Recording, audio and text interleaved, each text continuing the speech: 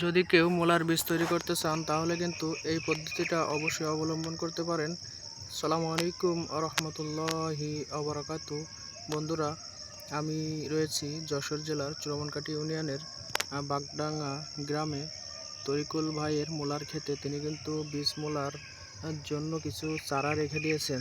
তো আমরা আজকে দেখব তিনি মূলা আসলে কিভাবে পরিচর্যা করেছেন এবং এর থেকে কিভাবে তিনি বীজ তৈরি করার জন্য প্রস্তুত করতেছেন। তো দেখতেই থাকুন। দেখেন বন্ধুরা, এই যে নিচের যে গাছের যে পালসিগুলা, তার নিচে দেখুন মূলা মাটি ফেটে যেন বের হয়ে আসছে মূলা।